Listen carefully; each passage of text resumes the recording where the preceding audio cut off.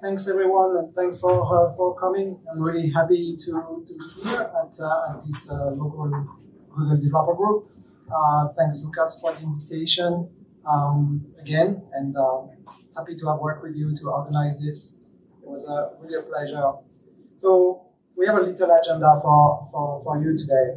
I'm going to give a little introduction, of course, but then I'm going to give you an introduction about what is orchestration, really, and what it can bring to the application development.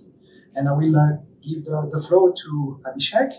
Abhi is going to do a deep dive in the Conductor, the product that we are representing, and we'll show you how to use Python as a programming language to build orchestrations and distributed applications. Of course, there is always Q&A, but because we are all together and we would like to have the session as interactive as possible, feel free to stop us anytime. And if you have questions, it makes the presentation more interactive and more fun for everyone. So, as I said, we are representing an open source orchestration platform called Conductor. Maybe you heard about Netflix Conductor, because originally this product has been built at Netflix by the founders of Orkes. When Netflix had this difficult task of building applications that scale. And as you can imagine, scalability for a company like Netflix is really a big deal. They have probably the most important content to provide to the most important audience in the world. Today, Conductor is totally open source and has its own GitHub repo on its own. Also something quite important, open source is really for a company like Orkes. We are maintaining Conductor, but it's very important for us in our strategy. We really think that that's the way we can help the developer community, more than doing business, if I may say. The primary goal is to make sure that we can help the developer community. And for that reason, we are a member of Cloud Native Computing Foundation, CNCF, the Linux Foundation, and most recently, another open source community called Finos, for FinTech Open Source, sorry. I am part of their technical oversight committee, and we are really dedicated to contribute as much as we can to the open source world. If you also are an open source fan, feel free to go to the repo, to the GitHub repo, and start the repo. That will increase its popularity. Having said that, I introduce the two speakers. I'm head of DevRel at Orkes, so I mostly do a lot of developer events, meetups, and developer conferences, online or on-site. And I'm super lucky to have today someone from the engineering team who is working every day to make the product what it is today.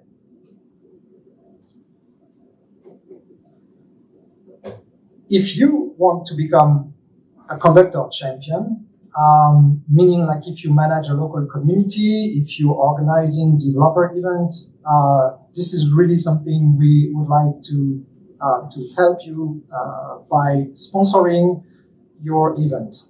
Meaning we can help you define the content, provide the content, provide what we call train the trainers. So we are going to give you all what you need in order to conduct by yourself your event, your developer event, whatever it is, something public or something internal in your organization, if you have access to a large group of developers. So for that, feel free to contact devrel at orkes.io for more details. All right, let me start by the introduction to application orchestration.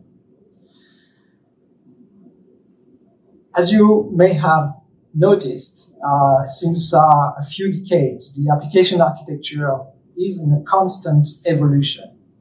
If you remember the time of the mainframes, where we had like really everything monolithic, and we had also even data were locally grouped in file-based data.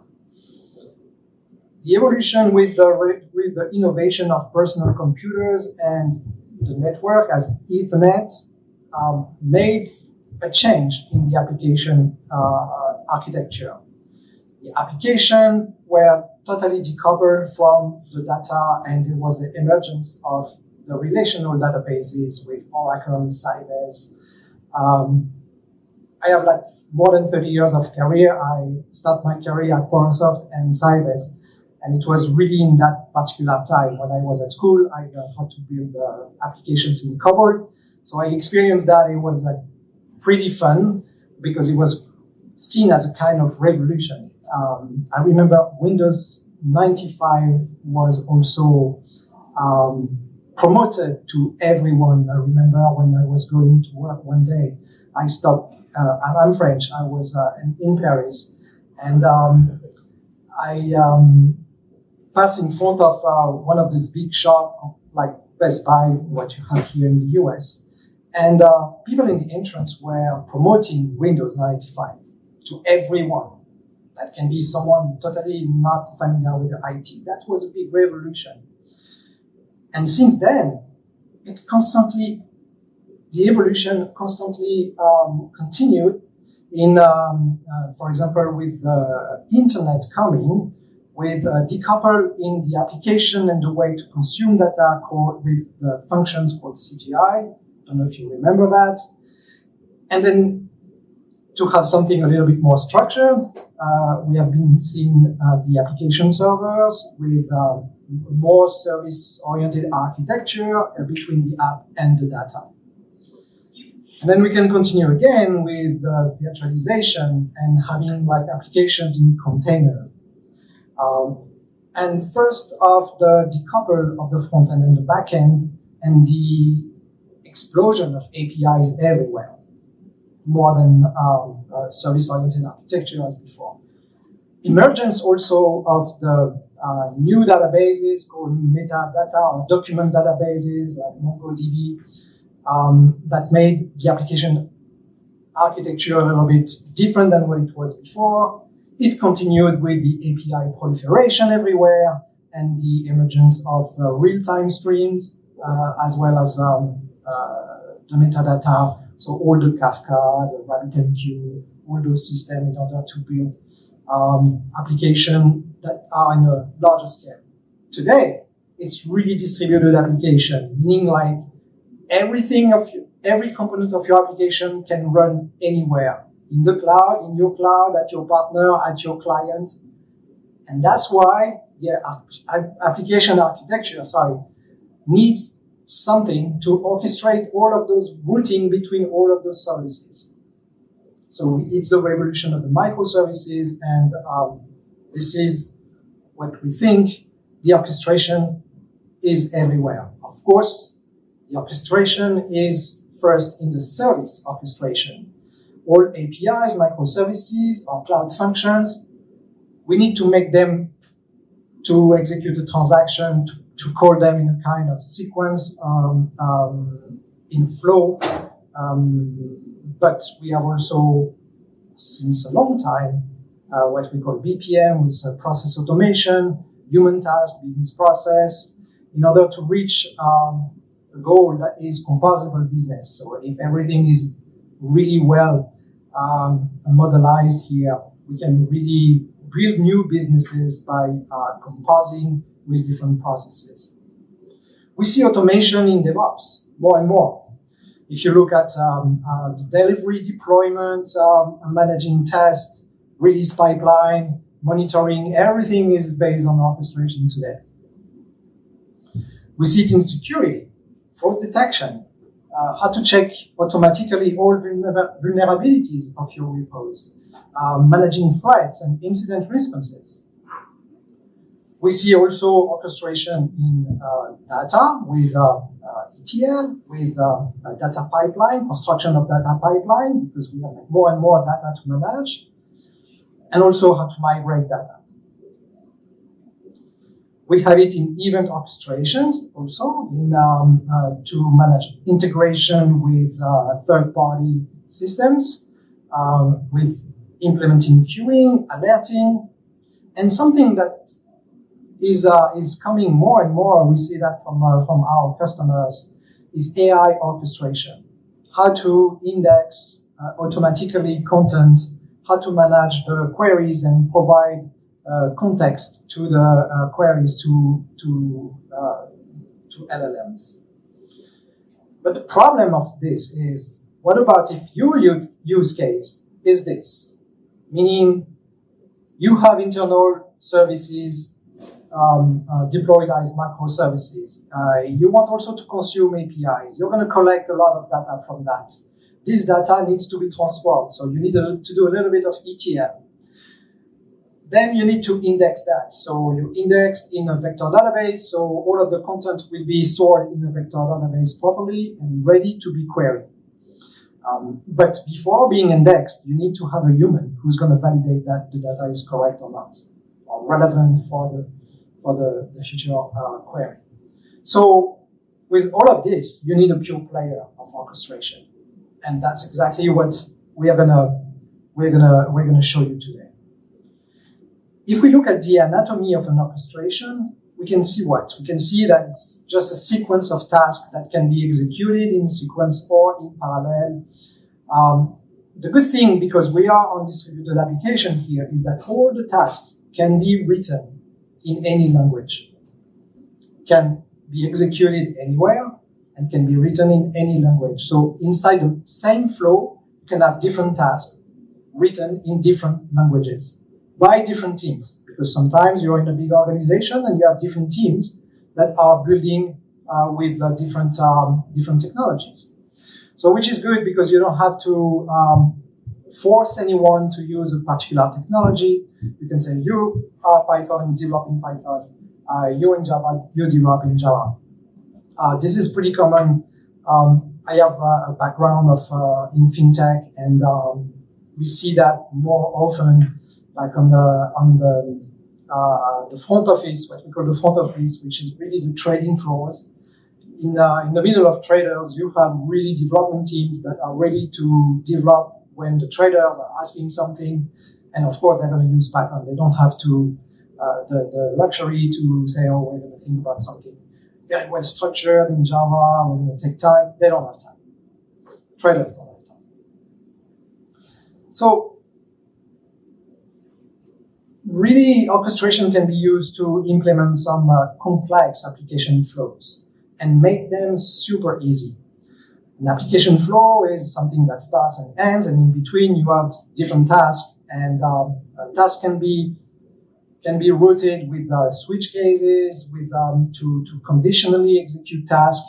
Tasks can be executed in parallel as well, or one by one, one after one, or you need to make sure that you can also say, I want to make sure that all parallel tasks are executed before continuing the flow. Or you say, I just continue the flow. I don't want to know when those tasks have been executed. This is really a choice that you have, and it's a question of parameters. No more code. You can also do repetitive execution of tasks with a do-while loop. So everything that you use to program can be now part of a flow. But not only that, orchestration are very important when we talk about rate limits. Rate limit is because you have to use a lot of APIs, because those APIs can be costly if it's not your APIs, if it is a third-party API. You need to make sure that you're not going to reach a certain, or you're not going to go over a certain threshold of execution of this task. So this is a question of parameter. You need to make sure that if the task takes a little bit long to be executed, that does not really impact the flow too much. You can say, okay, after a certain timeout, either I say I failed the flow, or I just forget the task and continue the flow. Once again, it's a question of parameters. And last but not least is what we do on failure. When there is a problem on one task, should we retry? Should we retry how many times? Should we just forget? Should we plug to another workflow that would be that would execute a compensation of the problem that occurred, which can be important in some kind of banking transactions or something like that. If you're in the middle of a payment system, for example. Talking about error, it's also quite important to go to something that is visual debugging, meaning like, because you saw all the layers we have now when we build an application. What about if you have a problem? Today, you're going to introspect all the logs and try to see where is exactly the problem, where it comes from. If it is orchestrated, you're going to visually see exactly which flow, which occurrence of which flow failed, and inside that flow, which task. And you click on the task, and you see the log that is associated. So in like a question of seconds, you know where is the problem.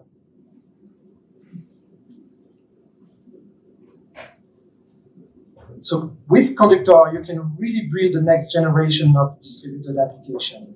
It brings really out of the box scalability and reliability, because you are now in the cloud and everything can be executed, everything can be located anywhere. The network is totally unreliable. A lot of problems can occur anywhere, and then your application is at risk. So this will ensure that your application will be reliable. Scalability is something, I said it in my introduction, where the product has been, the genesis of the product, or where it has been created. Scalability is unmatched today. We have customers that are executing like millions of workflows per month that can execute hundreds of thousands of tasks in parallel in one workflow instance. And this on a very, very low cluster. No need to have, you use the cluster in the cloud that is needed by the application. And Conductor itself is a distributed application. So everything you're going to develop on top of Conductor will be automatically distributed. And of course, handle failures, retries, and rate limits. This is what I said just previously.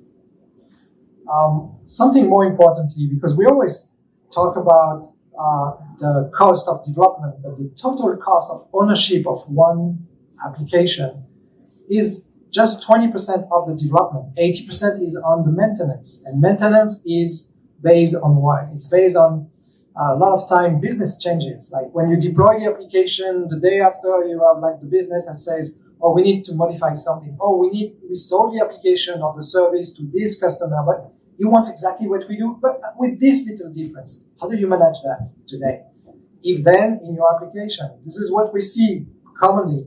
And this grows the technical debt in your application. So with this, it's just a question of workflow definition that can be adapted by per the customer profile. Ability to integrate also new systems, like if it's not a customer, but if it is a partner that can offer for you a new service in your application, it's no more a problem. It's just a question of a new task to add. Let's see it in action now. So I'm gonna jump a little bit and show you what it means to use Conductor. As you can see here, my instance of Conductor runs in the cloud, but of course you can run it in a Docker instance, install it in like one line. Let me just connect. So this is my cluster, and in my cluster I have my Conductor here, and I'm going to connect to see what kind of workflows do I have. And I'm going to go to workflow definitions, and I'm going to define a new workflow. Sorry. I'm going to say this is my demo flow.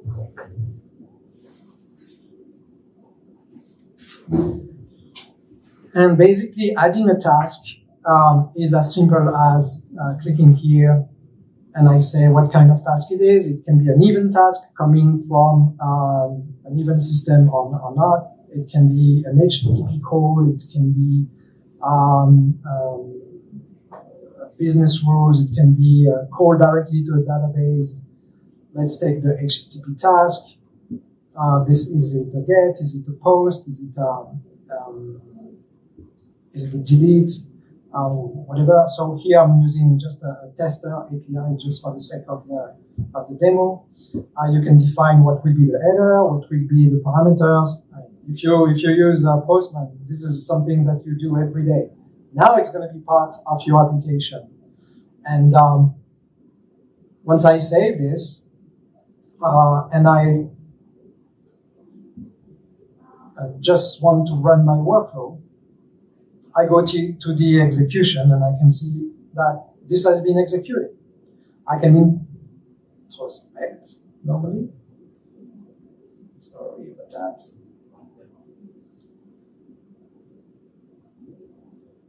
I can introspect what was the input, what was the output. This is what I received. So it's here. It's really a question of like API tester.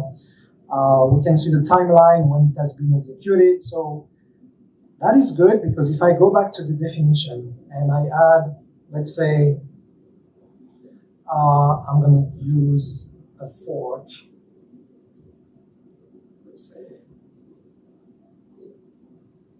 use a fork, and in that fork, I'm going to use 1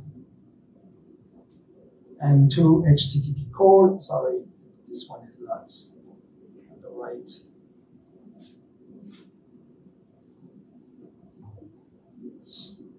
So I have here my 2 tasks that will be executed in parallel. I can decide in my join if I want the 2 tasks to be completed, if I want to go to the next step or not. So I'm going to say yes. I'm going to save this. Confirm. Of course, you can versionize your flow.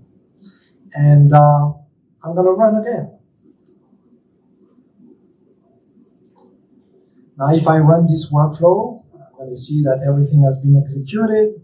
And if I go to the timeline, I can see when it has been executed. I can see that those tasks have been executed in parallel.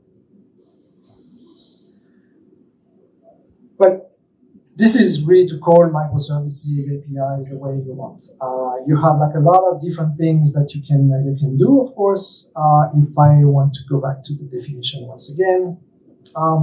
But let's say what we would like to do is also to create our own task and develop that task by coding.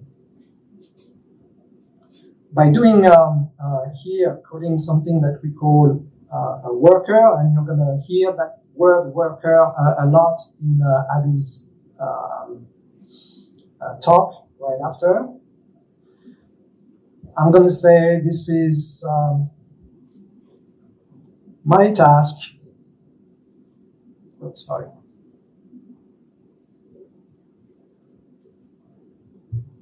And I don't know what this task is going to do. Now I'm going to code it.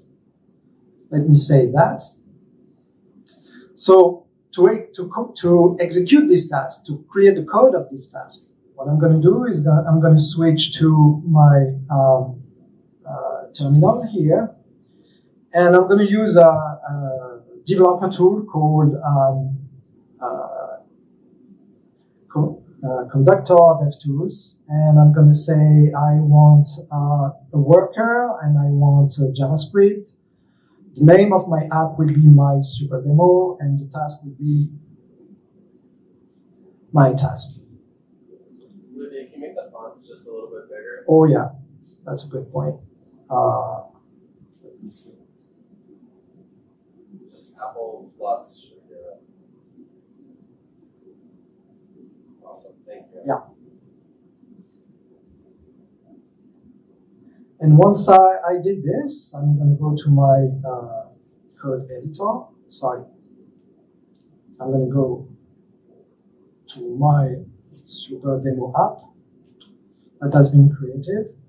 As you can see, index.js and package.json have been automatically generated. I'm going to launch my code editor. This is my super demo app. And in the index here, I have a task manager with my task. And what this task is, it returns a message that is hello world. That's it. And set the status of this task to be completed if everything goes well. So this is really what your task is going to do is this. So by doing that, I need also my application to be connected to the orchestration platform. So for that, I need to specify what is the URL of my conductor server, and I need a key ID and key secrets to make sure that there is no other applications that are going to call my task. So let me go back here, and now that I have this, I'm going to go to applications. I'm going to create a new application called my super demo.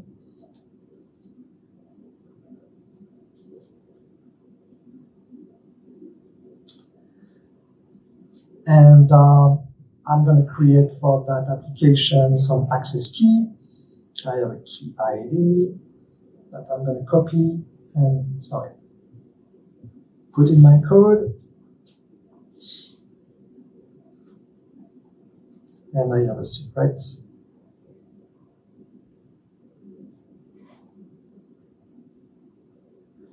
I'm going to put here, I am on my UAT, and it is Orkes Conductor.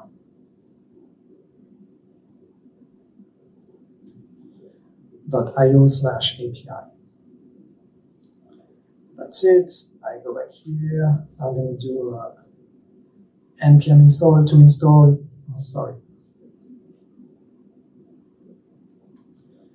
To install all dependencies, and then I can do a node index.js.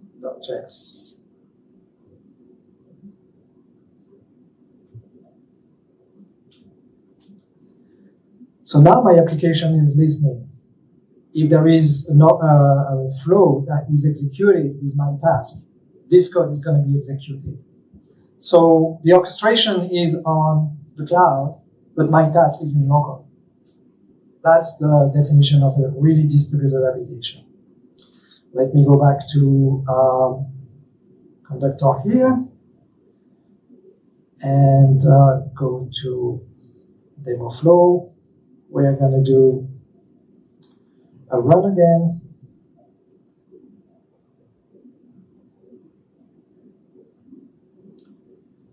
Everything went well. My task has been executed. I click here and I see the output and I got my message. That's no more complicated to build distributed application, and it automatically will scale. Any questions so far? Right. Yep. So when you executed the run command, is it running on your local or it's running on the cloud?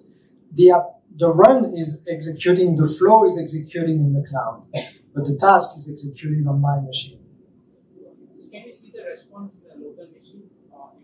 In the local machine, I don't have any log here, but yeah, this is really what has been executed, is the code that is here.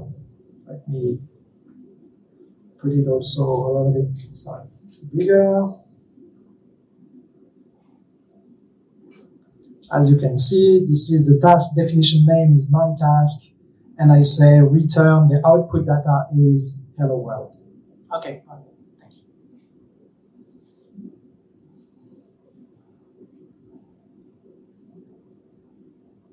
All this definition is also, and it's important to be noticed, is just a JSON definition. The task itself is a JSON definition. Meaning that the flow could be generated automatically. And this is what Abby is going to show you how to not use the designer, how to use Python, create a workflow, execute the workflow, and you'll see that you'll have the same designer when the Python code will be executed. You'll see the same designer as if you would have done it by hand. All right, wanted to give you, another question. So on the back end, it's all JSON. So could I port in, thanks. Could I just port in an existing orchestration workflow and it'll actually build everything else in here? So if I have, say, JSON or JavaScript or something, I could port that into your platform. It'll give me all the visualization, it'll show me all the workflows. If you respect this kind of JSON, yeah, of course. Okay, thanks. We have a playground, and a lot of people are using the playground just to design, and they export the JSON of their flow in their own open source version of Conductor.